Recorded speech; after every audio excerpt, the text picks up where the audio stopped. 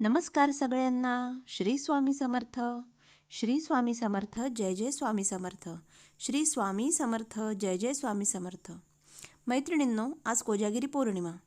कोजागिरी पौर्णिमेच्या ह्या व्हिडिओची सुरुवात तुम्हाला सत्यनारायण पूजेपासून दाखवते आहे. बघा, आजची म्हणजे कोजागिरी पौर्णिमेची ही सत्यनारायणाची पूजा आणि त्याचबरोबर रात्री जो स्वयंपाक केला त्याचा नैवेद्य वगैरे दाखवून संपूर्ण पूजा मी तुम्हाला या व्हिडिओच्या माध्यमातून दाखवत आहे. मैत्रिणींनो, कोजागिरी पौर्णिमा असल्यामुळे आज भरपूर सेवा होत्या आणि ही छोटीशी आमच्या घरची, आमच्या कॉलनीतली लहान मुलींची कोजागिरी पौर्णिमा. यामध्ये आमच्या भागामध्ये यांना भुलाबाया म्हणतात. भुलाबाई बसवल्या आणि त्यांच्याजवळ छान लहान मुलींनी एकत्र येऊन गुलाबी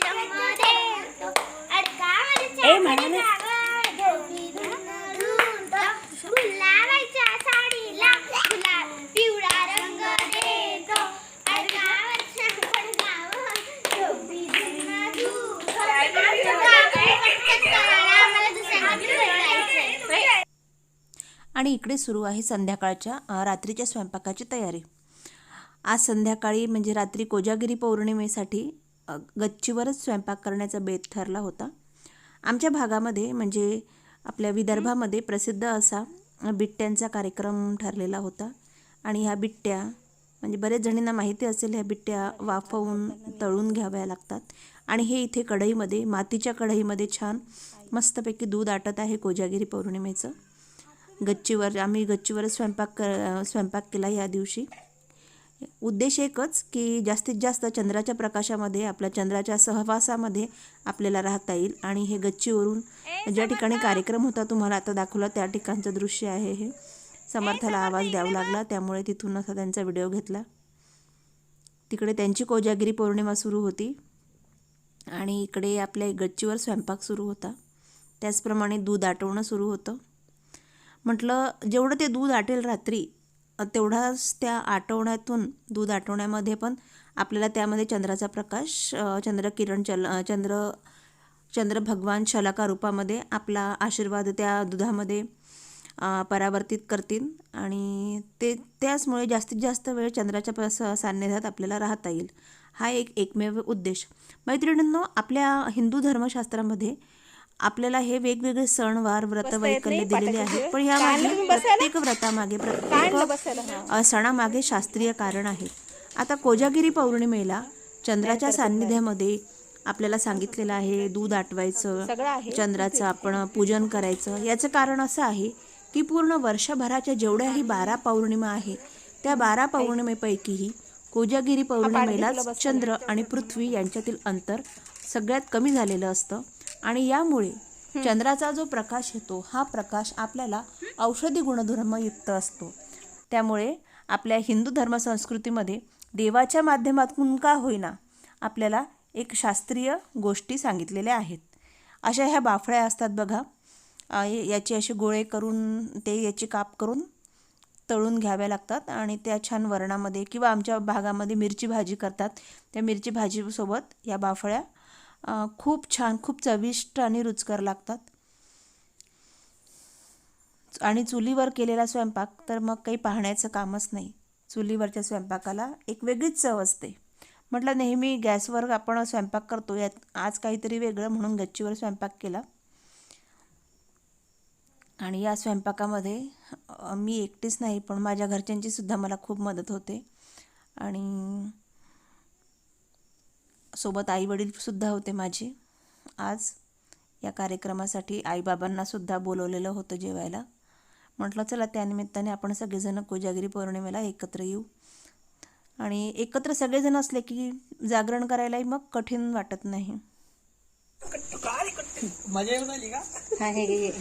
मी पाठवलं मदत जाऊन लगेच तिच्या रिप्लाय पाठवला.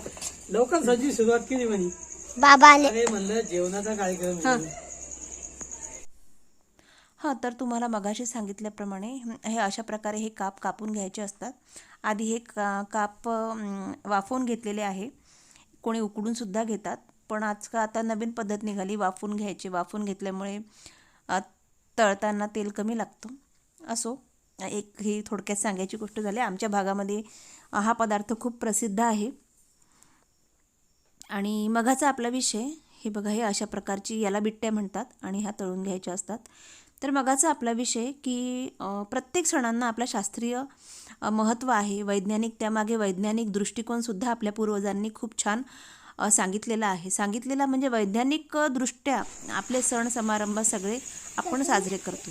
आता कोजागिरी पौर्णिमेचं महत्त्व मी तुम्हाला सांगितलं की या 12 पौर्णिमेंपैकी सगळ्यात याच पौर्णिमेला आपल्या कोजागिरी पौर्णिमेला चंद्र आणि पृथ्वीमधलं अंतर हे सर्वात कमी असतं. त्यामुळे चंद्राचा औषधी गुणधर्मयुक्त प्रकाश आपल्यापर्यंत पोहोचत असतो आणि त्यामुळे तो आपल्या शरीरामध्ये ग्रहण कसा व्हावा. आणि दूध हे अशा प्रकारचं द्रव्य आहे की जे औषधी गुणधर्म लवकरात लवकर खेचून घेतं.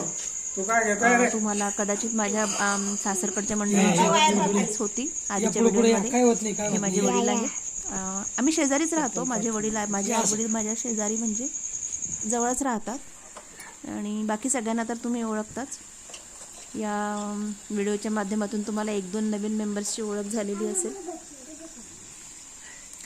तर ह्या जे चंद्राचा प्रकाश असतो, ह्या चंद्रप्रकाशाचे जे औषधी गुणधर्म आहे आपल्या शरीरात उतरावे यासाठी आपण दुधाच्या माध्यमातून आपण ते ग्रहण करत असतो. आणि हे बघा, हे पूर्वजांनी हे जे लावून दिलेले ह्या ज्या चालीरीती आहेत, जर यांचा जर विचार केला ना, ते खरंच खूप छान आणि खूप योग्य प्रकारे आहेत. मैत्रिणींनो, आपण आता हे दूध आपण आटवू आणि दूध प्यायला आपल्याला 1 ते 1.5 वाजतोच, कारण हे पूजा अर्चना वगैरे करून सगळं. मग काय होतं, आपण रात्री उशिरा हे दूध पितो. आता रात्री हे मेवेयुक्त दूध, त्याचप्रमाणे दूध आटवलेलं म्हणजे अति जास्त प्रोटीन्सचं आपण सेवन करत असतो आणि यामुळे काय होतं, आपलं पोट खराब होतं. आणि दुसऱ्या दिवशी बरेच जणांना जर आपण हे असं हेवी दूध पिल्यामुळे बऱ्याच जणांना त्यांचं पोट बिघडतं. पोटामध्ये ज्याप्रमाणे समुद्रमंथन झालं होतं त्याप्रमाणे पोटामध्ये ताक घुसळण्यासारखं आपल्या पोटामध्ये एक घुसळण्याची प्रक्रिया होते. आपलं पोट खराब होतं. त्याचप्रमाणे आपल्याला म्हणजे आपल्या शरीरातलं जे काही पित्त असतं ते शरीरातून बाहेर निघायला मदत होते. हे बघा, चंद्राचं दर्शन केलेलं आहे आपण. तर त्यामुळे आपलं शरीर शुद्धी होते आणि हाच यामागचा हेतू आहे की या दिवशी आपण रात्री म्हणजे अवेळी हे हाय प्रोटीनयुक्त दूध पिल्याने आपल्या शरीराची शुद्धता करण्यासाठी हा एक दिवस आपल्या पूर्वजांनी आपल्याला लावून दिलेला आहे. अशा प्रकारे आम्ही छान स्वयंपाक केला, मस्त रात्री जेवण केलं आणि नंतर मग आपली कोजागिरी पौर्णिमेचं पूजन करून त्याचं ज्या काही सेवा होत्या त्या सेवा संपूर्ण केल्या आणि मग नंतरचं आपलं दूधप्राशन केली. नाही, साखर आपण ते आरावर ठेवून देऊ. आता आरावर ठेवून देऊ. तुला जेवायचं नाही का रे? का बरं? पहिले नाही, देवाला द्यायचं असते आधी देव बाप्पाला. ते दूध व्हायचंय अजून पहिले कृष्णाले ते चंद्राला खालीच द्यावं लागतं का दूध? खालीच प्यायचं नाही ना. ते जाळ कमी करा ना थोडा. मला नाही द्यायचं. मोबाईल देऊ का? मला मोबाईल पाहता. हा, ये ना मोबाईल. सृष्टी मागव. पप्पा पप्पा अरे मोबाईल का? सृष्टीचा मोबाईल आहे. पाहू दे, पाहू चालतं.